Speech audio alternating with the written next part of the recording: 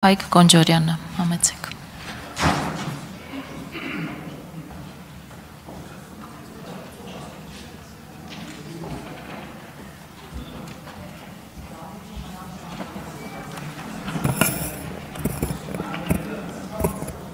Հարգելի գործընկերներ,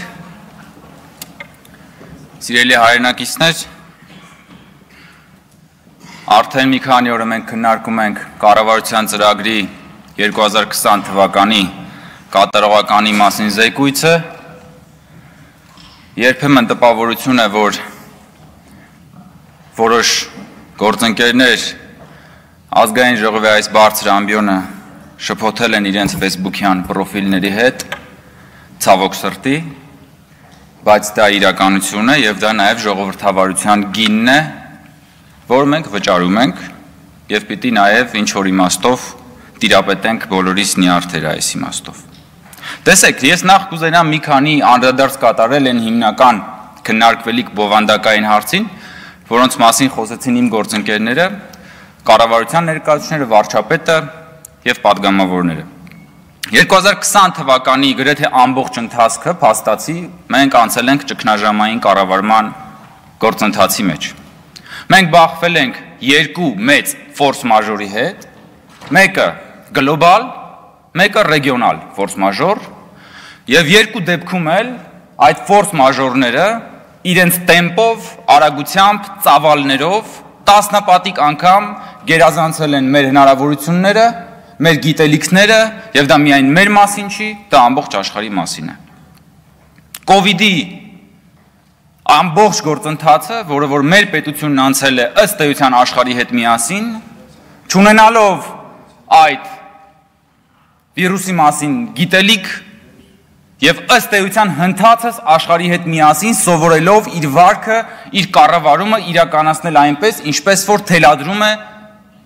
համավարակը։ Եվ մեր պետությունը կովիդի պայմաններում բախվել է մի շարք մարտահրավերների՝ առողջապահական, սոցիալական, տնտեսական, բայց դրան զուգահեռ եւ ինչ որ իմաստով նաեւ աշխարհի այլ պետություններից տարբերվող բախվել է նաեւ քաղաքական մարտահրավերին, որովհետեւ մեր երկրում երբ բժիշկները պայքարում էին կովիդի վիրուսի բացիլների դեմ, մեր երկիրը զուգահեռաբար ինտենսիվորեն պայքարում էր նաեւ քարոզչական պատերազմի, կեղծիքի եւ ստի բացիլների դեմ։ Եթե Հայաստանի Հանրապետությունում շատ կոնկրետ շրջանակների կողմից ստի արտադրությունը ըստ էության դրվել է արդյունաբերական ռելսերի վրա։ Եվ եթե այդ շրջանակները իրենց ստի արտադրանքի համար հարկ վճարեին, անշուշտ լինելու էին Հայաստանի պատվավոր համար 1 հարկատուն։ Մենք ըստ էության կովիդի 2020 թվականի ամբողջ գործընթացում բախվել ենք մի պրոցեսի, մի երևույթի հետ, երբ կոնկրետ շրջանակներ վիրուսն օգտագործել են իբրև քաղաքական տրամպլին եւ իբրև քաղաքական մահակ այս իշխանության գլխին հարվածելու համար։ Եվ հարվածելով մեզ, հարվածել են նաեւ Հայաստանի Հանրապետության ժողովրդին։ Հիշեք ծրագրված քարոզչական նարատիվներն այն մասին, որ վիրուս չկա, սիրելի հայրենակիցներ,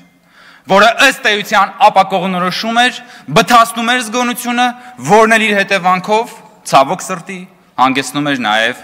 մահերի։ Տարօրինակ զուգադիպությամբ այս նույն շրջանակները կամ իրենց հետ առնչվող որոշ շրջանակներ, որոնք որ ասում էին ժողովուրդ ջան վիրուս չկա, դիմակ մի կրեք, հանգիստ դուրս եկեք փողոց եւ արեք այն ինչ որ ցանկանում եք։ Ահա այդ շրջանակների հետ սերտորեն կապված այդ նույն մարդիկ պատերազմի ժամանակ էլ բարձրանում էին դիրքեր, ասում էին ժողովուրդ, զինվորներ ջան, հողերը ծախածա տվածա մի կռվեք։ Հետո նույն զուգադիպությամբ սրանց մի մասը արդեն նույն քաղաքական հարթակի վրա փորձում էր Հայաստանը փրկել։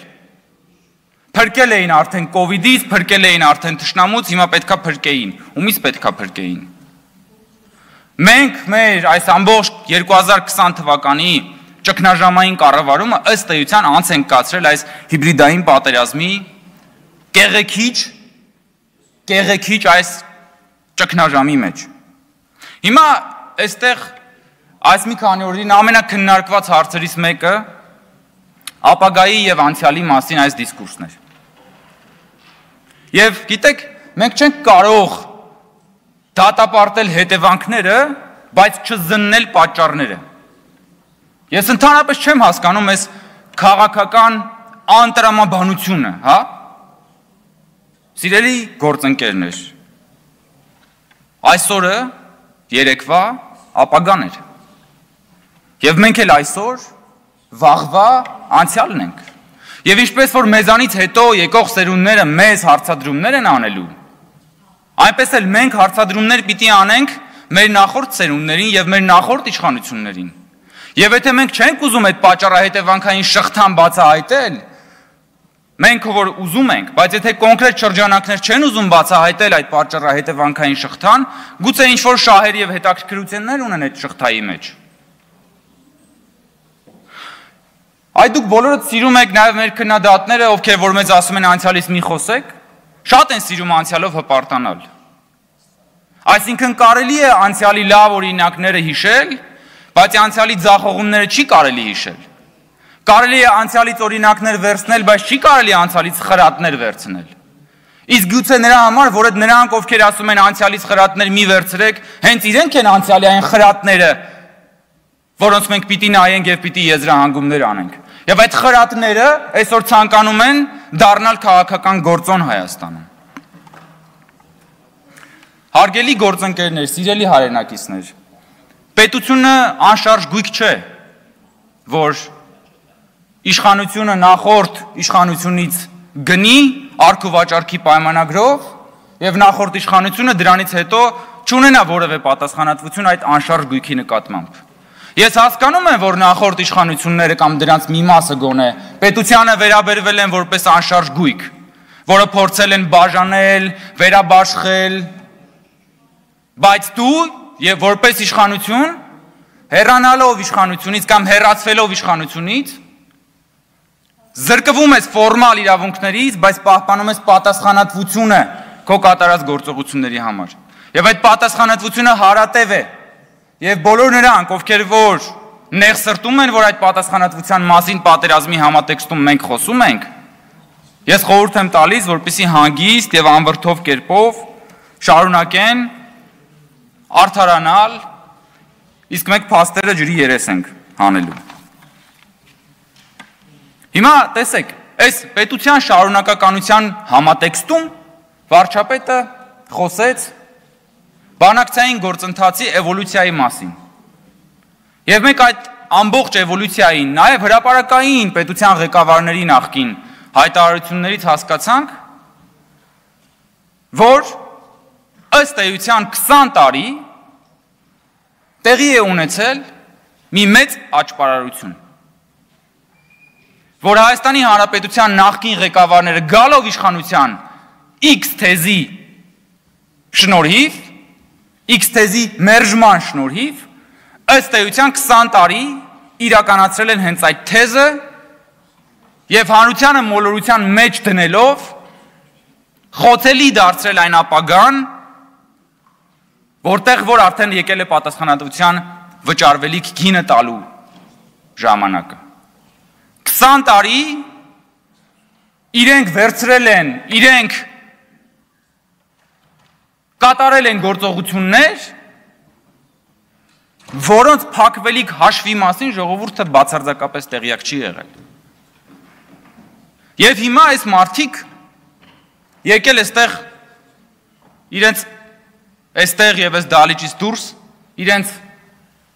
աղակալած պերճախոսությամբ ճամարտակում են հայրենասիրության մասին, ճամարտակում են պետականության մասին, ճամարտակում են եւ նորից ճամարտակում են։ Եվ մեզ մեղադրում են, չգիտեմ, դավաճանության եւ այլնի մեջ։ Ասում են, վարչապետը ինչի է համակարգել։ Այսինքն կա այնպիսի կանխավարկած, կանխադրույթ, որ քաղաքական պաշտոնյան Հայաստանի Հանրապետության վարչապետը քաղաքական պաշտոնյա լինելուն եւ վարչապետ լինելուն զուգահեռ պիտի միաժամանակ լինի ռազմական ստրատեգ, պիտի միաժամանակ լինի օդաչու Եվ պիտի ամբողջությամբ բոլոր գործընթացները հենց ինքը անձամբ վարչապետն իրականացնի։ Ես այս մասին արդեն մեկ անգամ խոսել եմ։ Հիմա ասում են վարչապետն է պարտվել պատերազմը։ Եթե մենք պատերազմը հաղթեինք, ասելու են հաղթել են բոլորը բացի վարչապետից, վարչապետն ինչ է արել, որ ընդամենը մոդերացիա է արել։ Հիմա ասում են բոլորը չեն, ոչ ոք չի պարտվել, այսինքն ոչ ոք չէ, բացի մեր իշխանությունից։ Պարտվել է այս իշխանությունը եւ վարչապետը։ Սա երեսպաշտության շքերթ է, երեսպաշտության մարաթոն է, որը նոյեմբերի 9-ից հետո մեկը մյուսին հերթ չտալով Հայաստանի Հանրապետությունում իրենց քաղաքական ուժեր հռչակած հանցավոր բանդաները եւ նրանց հին եւ նոր կլիենտուրան ամեն օր Հայաստանում իրականացնում են։ Կարելի է բազմաթիվ քայլեր եւ բազմաթիվ դրական ուրեմն այսպես արձանագրումներ բերել, որոնք որ մեր իշխանությունն իրականացրել է։ Սկսած ուսուցիչների, զինվորականների աշխատավարձերի բարձրացումից մինչև բազմաթիվ այլ ոլորտներ։ Բայց կարելի է բերել նաև տասնյակ հարյուրավոր օրինակներ, թե ինչպես են այդ պետության շարունակականության պահին, պետության նախկին ղեկավարներն ու որոշ զինվորականներ, գրպանելով մեր պետության եւ մեր ժողովրդի ապագան, ինչպես են մսխել ազգային ռեսուրսը, ինչպես են պետությանը վերաբերվել որպես անշարժ գույք, պալատներ, որոնք պիտի լինեին խրամատներ եւ պիտի լինեին ռազմական ենթակառուցվածքներ, թանկարժեք ամենագնացներ, որոնք պիտի լինեին ԱԹՍ-ներ եւ պիտի լինեին ռազմական տեխնիկաներ։ Դուք ամեն օր կարող եք դա տեսնել այսօր։ Եվ ահա, տարիներ շարունակ, տասնամյակներ շարունակ, գերեզմանների վրա խրախճանք կազմակերպած, անհայրենիք, որոշ ստահակներ, այսօր ամենավերջին զազրախոսությամբ թիրախավորում են հանրապետության վարչապետին եւ իշխանությանը եւ դրա ամենավճռական գործողությունը պիտի լիներ, որի փորձը ահաբեկչական եղավ նոյեմբերի 9-ին ազգային ժողովի նախագահի դեմ մահափորձով եւ իհարկե մենք հասկանում ենք, որ գլխավոր թիրախը հանդիսանում էր հանրապետության վարչապետը։ Ինչու չէին ուզում այս ուժերը եւ նրանց հետ դաշնակցած երևացող եւ չերևացող թելերով ուժերը, որպիսի Հայաստանում եւ չեն ուզում նրանցից ոմանք դեռևս, որ Հայաստանում ժողովուրդն ընտրությունների միջոցով ձևավորի իշխանություն։ Ինչու չեն ուզում, որ ժողովրդավարական ճանապարհով Հայաստանում, եթե այո ժողովուրդը պիտի որոշի, որ մենք պիտի գնանք, ապա ժողովրդավարական ճանապարհով գնանք։ Ինչու չեն ուզում, որ ժողովրդի կամքը արտահայտվի այն մարդիկ, որոնք եղել են ներողություն, ես քիչ հետո կավարտեմ։ Այն մարդիկ, ովքեր որ դարձել են Հայաստանի հիմնադիր ընտրակեղծարարները, ովքեր դարձել են Հայաստանի թալանի եւ կեղեքման ճարտարապետները եւ բոլորն այսօր ոչ պատահականորեն դաշնակցելով միմյանց հետ նույն երգը երգելով, միմյանց հետ նույն ասեղը թելելով, փորձում են գողանալ ժողովրդի իշխանությունը եւ դելեգիտիմացնել այսօրվա իշխանությունը։ Մենք ասել ենք, որ Հայաստանի Հանրապետությունում իշխանությունը պատկանում է ժողովրդին, որ ժողովուրդն իր իշխանությունը իրականացնելու է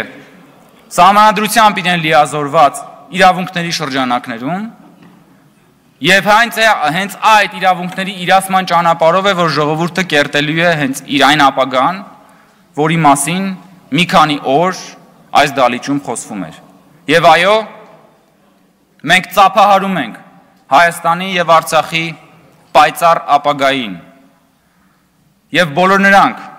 ովքեր ցանկանում են մեզ գլխիկոր եւ ծնկած տեսնել, ահա նրանց սպասվում է խորը հիասթափություն, որովհետեւ մենք չենք ծափահարում միայն մեր անունից։ Մենք ծափահարում ենք մեր ժողովրդի անունից եւ մենք ծափահարում ենք մեր ժողովրդի ապագային։ Եվ կրկնում եմ, բոլոր նրանք,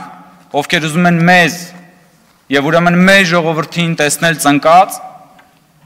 գլխիկոր հայտնվելու են պատմության մայթեզրին կանգնած։ Իսկ մեր ժողովուրդն ու պետությունը այո ունենալու է պայծառ ապագա։ Շնորհակալ եմ։ Շնորհակալություն, ելույթները ավարտվեցին, այժմ անցնում ենք եզրափակիչ ելույթների։ Ազգային ժողովի ֆինանսավարկային եւ բյուջետային հարցերի մշտական հանձնաժողովի նախագահ